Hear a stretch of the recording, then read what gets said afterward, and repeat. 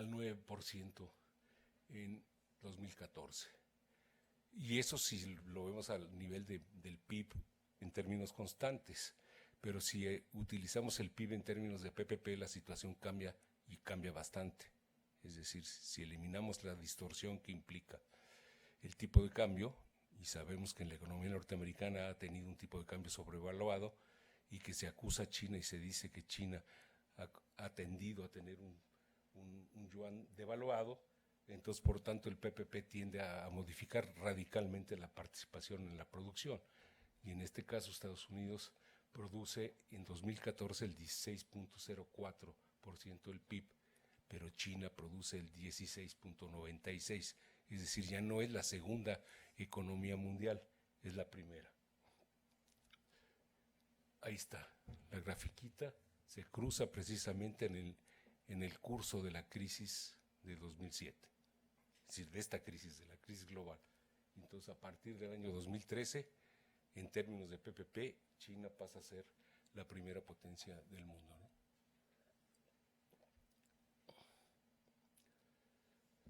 Es la misma gráfica tomada de otra fuente, pero ahí se ve claramente el cruce. Es decir, mientras antes podía decirse que Estados Unidos estaba todavía arriba de China, ya no lo es el caso. Estos son los datos del PIB de China a lo largo desde 1979, que como sabemos han sido tasas muy altas, que a veces rebasan el 15% y ahora se mueven alrededor del 6, 5, 7%, ¿no?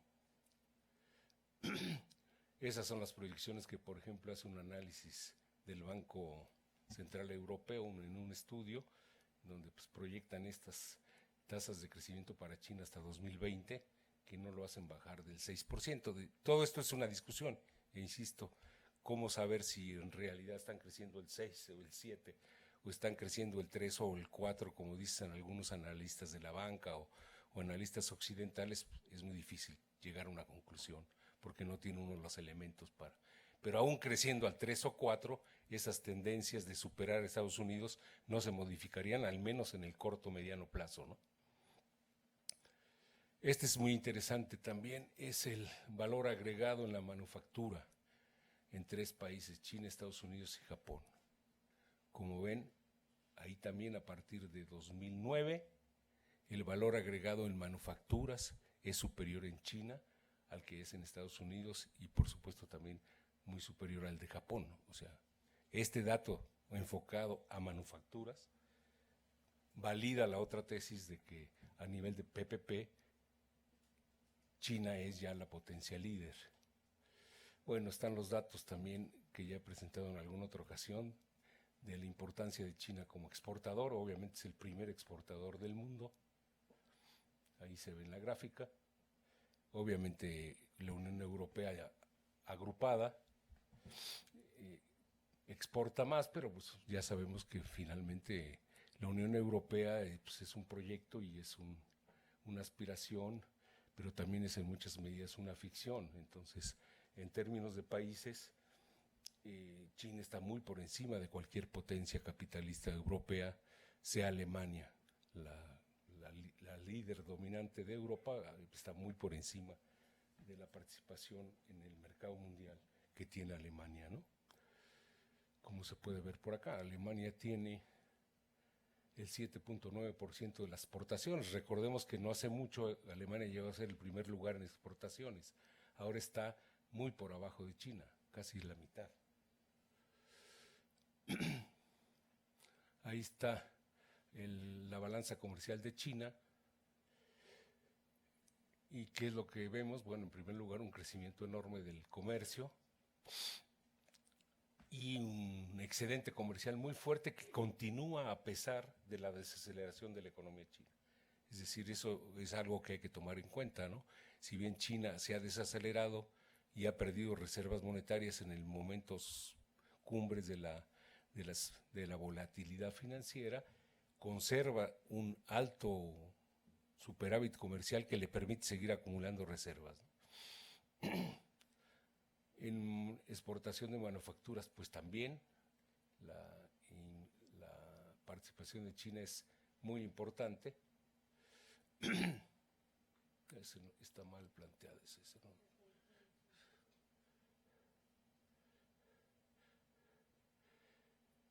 Bueno, este es interesante en cuanto a los salarios y sobre todo por lo que atañe a nosotros. Si el costo, los salarios mensuales en China están por encima de nuestros salarios, del de Malasia, de Filipinas, Tailandia y Vietnam. Entonces esa idea de que China tiene los salarios más bajos fue cierta en un momento. En este momento el salario mexicano real es más bajo que el salario chino, ¿no? Aquí es la participación de las transnacionales o de las firmas extranjeras en la producción total en China, que es importante, 25%. No se aclara si son firmas totalmente extranjeras o son firmas mixtas con el Estado chino o con capitalistas chinos, pero obviamente es una participación importante. La participación de estas mismas empresas en las exportaciones también es muy alta, 50%. En fin, ya no sigo con esto porque me voy a comer lo que me queda de mi tiempo. Ahora, como lo que se me había pedido es que avanzara en las cuestiones financieras, retomaría ese tema. Entonces partía yo de la tesis o de la hipótesis de que China es la potencia líder en el terreno económico, que es líder en el comercio mundial de mercancías, de que tiene una presencia cada vez mayor también en la exportación de capital, sobre todo en forma de inversión extranjera directa. Es decir, no solo en cuanto a que es quizás el mayor recipiente de inversión extranjera directa en el mundo por encima de cualquier otro país, sino porque empieza a tener un lugar destacado en la exportación de capital, ¿no? Sobre todo en la forma de inversión extranjera directa, o sea, no solo recibe mucho capital extranjero, sino empieza a exportar mucho capital extranjero, ¿no? Y empieza a tener, digamos, una serie de incursiones en el terreno financiero que, si bien no eliminan la hegemonía que sigue manteniendo el dólar y los Estados Unidos, la cual creo yo que permanece, sí empieza a señalar que China avanza también en el intento de ir consolidando mecanismos financieros que le permitan precisamente erosionar la hegemonía norteamericana e ir construyendo la idea que ellos incluso postulan a nivel político de la necesidad de un mundo multipolar o tripolar o como le queramos llamar, ¿no? Entonces, aparte de exportar mucho capital por la vía de la inversión extranjera, como sabemos últimamente han incursionado en una serie de elementos que hay que estudiar mucho más a fondo. Una muy importante es la creación de este Banco de Desarrollo, el Asia Infrastructure Investment Bank, que incluye a muchos países de Asia importantes, Filipinas, Tailandia, etcétera, o sea, de su zona, pero incluye también a países capitalistas importantes que se mueven generalmente en la órbita de los Estados Unidos, como es el caso de Nueva Zelanda, probablemente de Australia, que esté estudiando si se incorpora o no a este banco, y sorpresivamente también, cosa que molestó mucho a los norteamericanos, de la Unión del Reino Unido, de Inglaterra, que se afilia a este Banco de Desarrollo Global de Infraestructura, que no sabemos qué efecto va a tener sobre el otro banco que querían crear los chinos o que estaban creando, que es el Banco de los BRICS. Probablemente pase lo que pasó con el Banco del Sur, con Brasil, que abandonaron el proyecto del Banco del Sur para irse a los BRICS. Ahora probablemente los chinos le van a dar preferencia a este, no sé, es una especulación, pero es un banco, creo yo, extraordinariamente importante, porque efectivamente trata de influir en los aspectos de infraestructura que le van a permitir a China expandir su economía hacia afuera, ¿no? El otro es el famoso Fondo Soberano, que es uno de los más grandes del mundo y que opera a nivel de los mercados financieros internacionales. Ya voy terminando. Entonces, La preocupación con el Banco de Desarrollo, sobre todo, estaba yo leyendo una nota, viene del lado del Banco Mundial y del Fondo Monetario Internacional. Sienten que la creación de ese banco los margina. ¿Por qué? Porque va a manejar recursos incluso superiores a los que está manejando el Banco Mundial. Y eso es un hecho. Ya en la actualidad China, como agente crediticio, proporciona mayores recursos que el Banco Mundial. Y por tanto, la preocupación de los Estados Unidos no es tanto la creación del banco en sí, sino el hecho de que ese banco puede ir desplazando el papel del Banco Mundial en la economía mundial y por tanto pueda ser un motivo de alteración de las políticas que Estados Unidos impone a través del Banco Mundial y que tienen que ver con todo el funcionamiento de las economías emergentes y de la periferia, ¿no?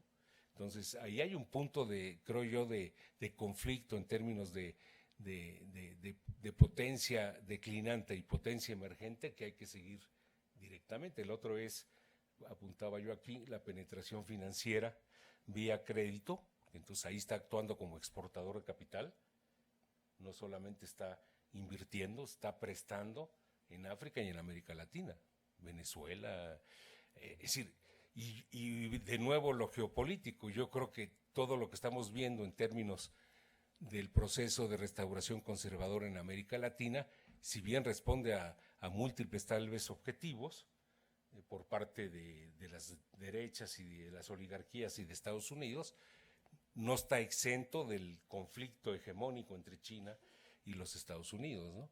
Es decir,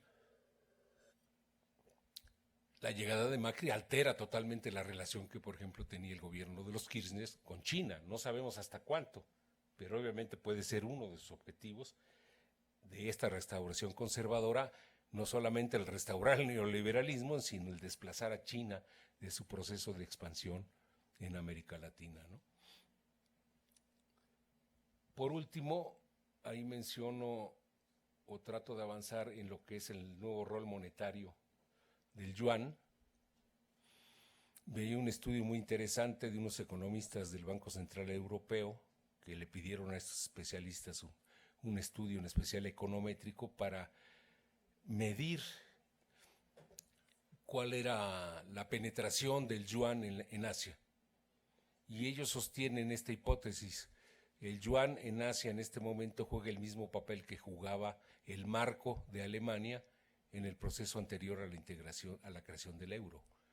Es decir, nadie dudaba en esa época que el dólar seguía siendo la moneda eje, la moneda clave del sistema monetario internacional, pero nadie dudaba tampoco que el marco ejercía una dominación monetaria al interior de Europa.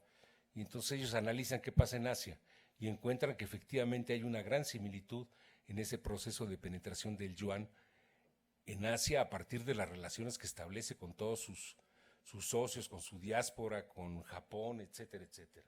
Y entonces, si bien concluyen los autores de ese estudio, hay todavía otras monedas como el yen que influyen en el funcionamiento monetario, se puede hablar ya de una dominación monetaria del yuan y por tanto como una moneda clave a nivel regional, no todavía a nivel internacional, porque eso está también ligado al otro problema que es la incorporación del yuan a la canasta de los DEX del FMI, que ya se aprobó y que no sabemos, yo no tengo claridad todavía de qué tanto ha avanzado, pero vamos, China no solamente es un exportador de mercancías, ni es solamente un taller del mundo ligado a los Estados Unidos, sino es una potencia que avanza también en el terreno financiero monetario. Sería un poco la conclusión. Termino y muy rápido lo telegrafeo nada más. Obviamente hay que seguir con cuidado la profundidad de la desaceleración de la economía china, hasta qué punto es cierto si puede haber o no una mayor desaceleración, los problemas que tiene para enfrentar su nueva estrategia de desarrollo basada en el consumo, que no es fácil instalar para una economía que ha dependido fundamentalmente del mercado externo para su dinamismo. Entonces ahí está un problema central, de si va a haber o no un aterrizaje forzoso. Veía yo en un artículo de la doctora Girón que ella mencionaba algunos elementos de fragilidad financiera, y mencionaba en particular el sistema financiero en la sombra. Yo no pude avanzar mucho en ese terreno, pero es obvio que hay un sistema financiero en la sombra.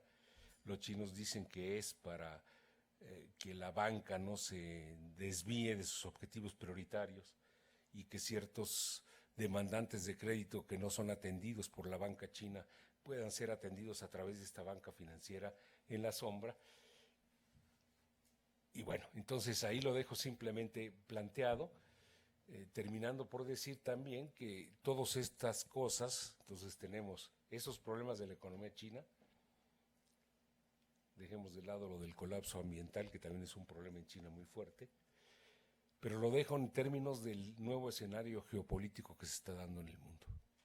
Yo creo que definitivamente hay una simbiosis entre los intereses chinos y los intereses norteamericanos que se ha construido precisamente en el contexto de la globalización, pero que eso no quiere decir que por fuerza los elementos de simbiosis, incluso ideológicos, o sea, una burguesía china en algunos aspectos muy occidentalizada, como lo señala Petras, que puede ser un peligro para el propio desarrollo chino, pero se trata de una potencia con autonomía, y eso lo ha demostrado, lo demuestra día con día. Entonces estamos en un nuevo escenario geopolítico en donde aparece China sin quererse enfrentar totalmente a Estados Unidos, pero sin defender las posiciones norteamericanas.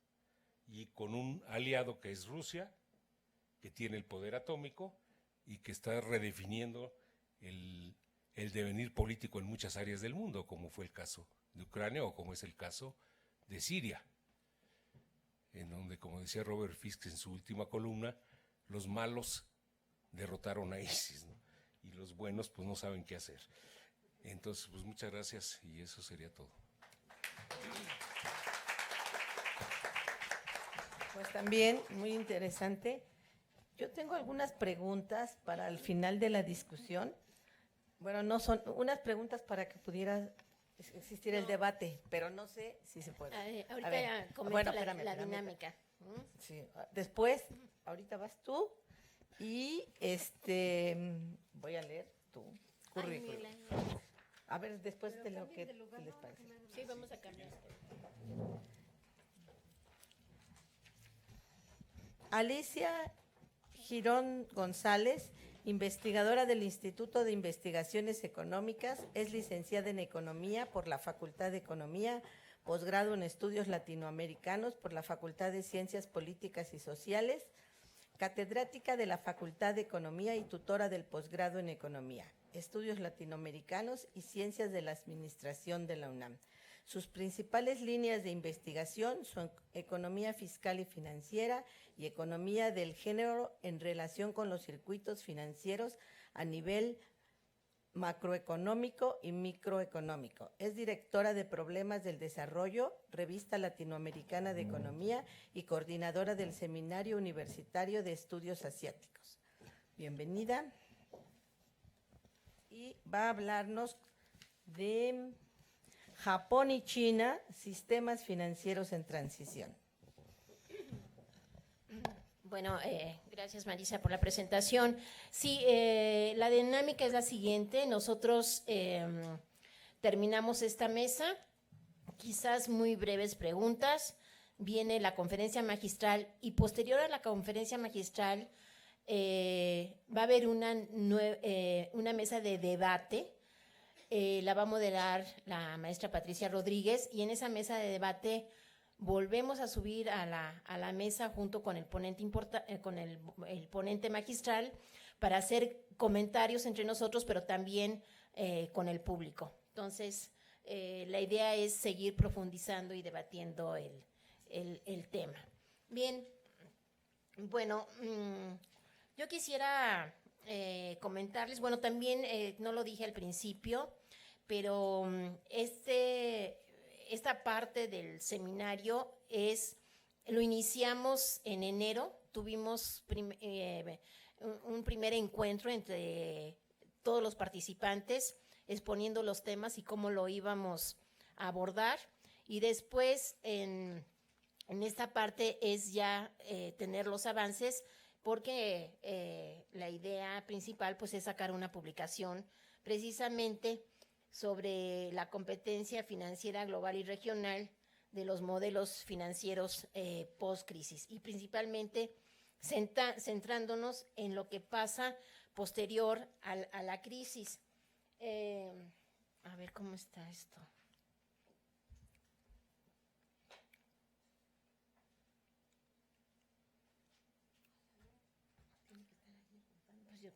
Pues acá.